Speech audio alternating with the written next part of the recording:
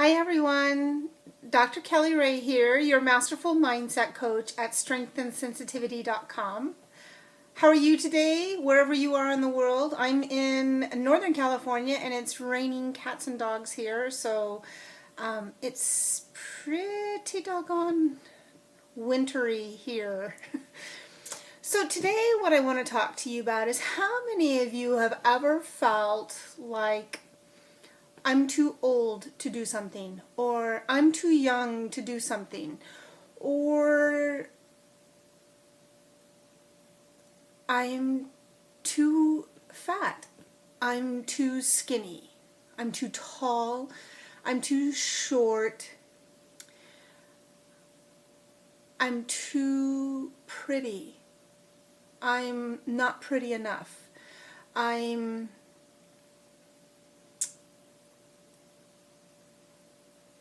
too smart, I'm not smart enough.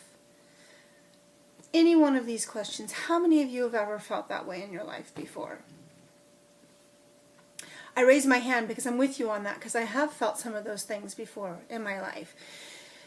And what that is the story of our ego, or our inner critic. As you know, mine is Trudy, and it's the one that keeps playing in our heads to justify or keep us small, or keep us stuck, or keep us in a worry state, or keep us in fear, or keep us in a really self-doubting place about who we are. Because one, I'm going to tell you in truth, and you may not like to hear this, and it may feel really uncomfortable to hear this, and you might even think that I'm lying to you.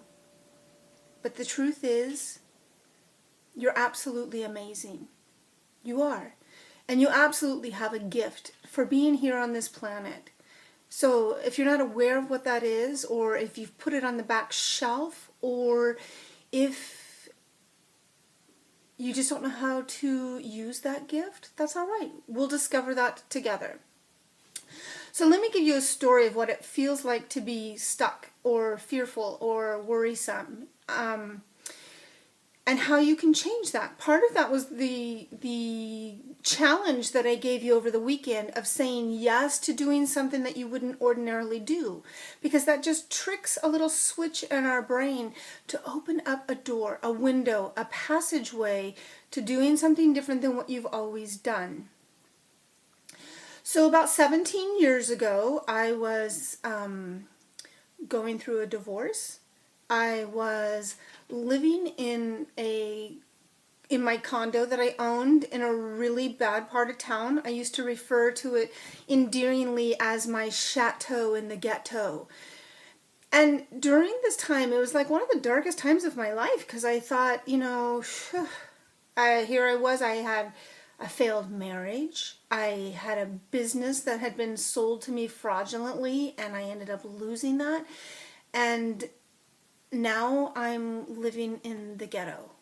Didn't think it could get any worse than that. Or, quite honestly, I didn't think it could get any better than that, because that's how low I was feeling in my life.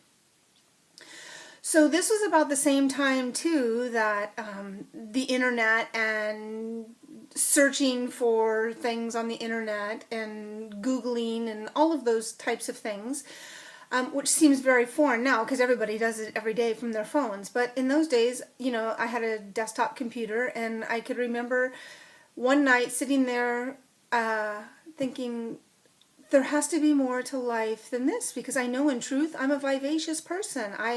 I've been active my whole life, and here I was not being active, and quite honestly feeling sad for my story. So I decided to start searching things, and I started kind of putting in place things that might make me feel good, things that I might be interested in, things that maybe I had an interest in, but I wasn't sure if I even knew where to find it. So I've always had, since I was very young, a fascination with the Egyptian culture, and I've also had a very big fascination and interest in belly dance. I think it's beautiful. So 17 years ago, I embarked on a quest to figure out how do I go about finding belly dance, and what does that look like, and how do I do that, and all of that. So I went on the internet and I ended up finding a studio, Fatima's Bazaar here in the Sacramento area. And I contacted her and I set up an initial class to go. And so she was having an introductory class for all new beginners. And let me tell you, first of all, it took great courage for me, a shy person, to drive, 45 minutes from my home to a place I'd never been before to do something I'd never done before and wasn't sure what this was all about.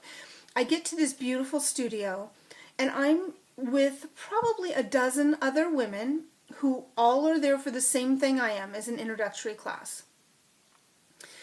There's some that are older than me, some that are younger than me, some that are thinner than me, some that are thicker than me, some of different ethnicities than me, different ages. It didn't matter. We were all from a different background.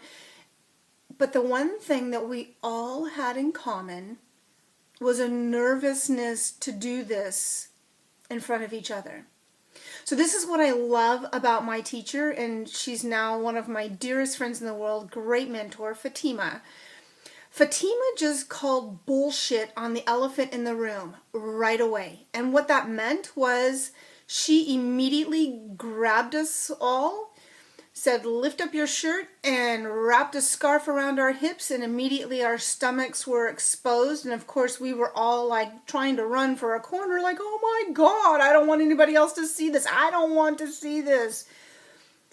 And then she took us in the studio and she started playing music and she started instructing. She never once talked about that elephant in the room. It didn't matter because she'd already identified it, which was our fear of exposing ourselves.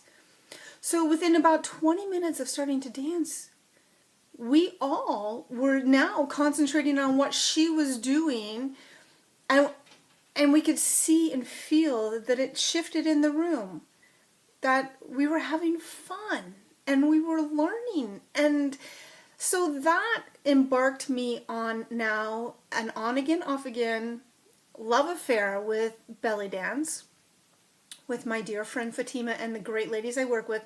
Now, one thing I haven't told you about Fatima's in her mid-70s, and she is a badass. And I can't say that enough because she is.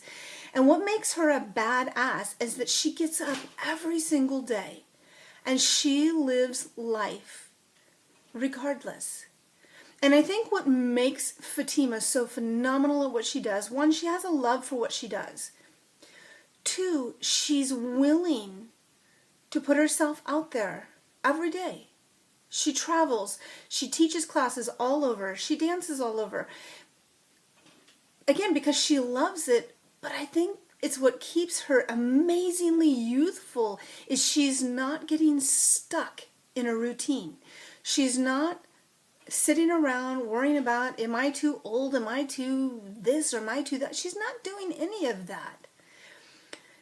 And in truth, because of my experience with her, I've been able to now perform with her, either as an individual or as I dance in a troupe with her, and we've performed in front of hundreds of people, which I would have never imagined that 17 years ago.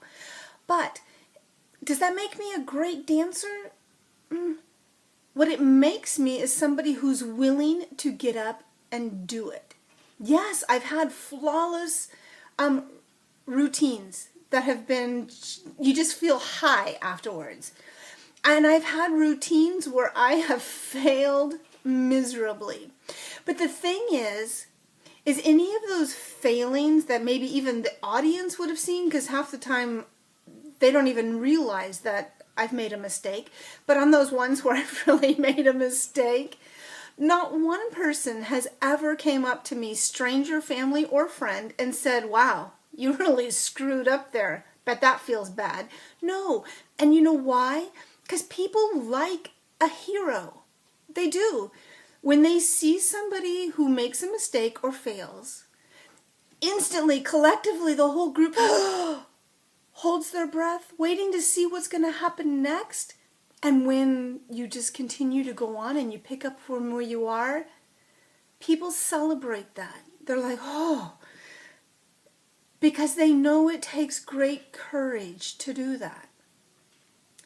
And I know that within you, whatever you're struggling with at this moment, whether it be that you feel like you're in a mundane career, you're in a dead-end relationship, that you can't see the light of day through debt, that there's something inside of you that's extremely courageous and can change that situation.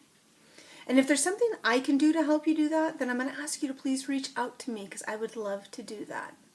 So we're going to keep going with this challenge. I'm still going to push you to say yes to something that you've not done before.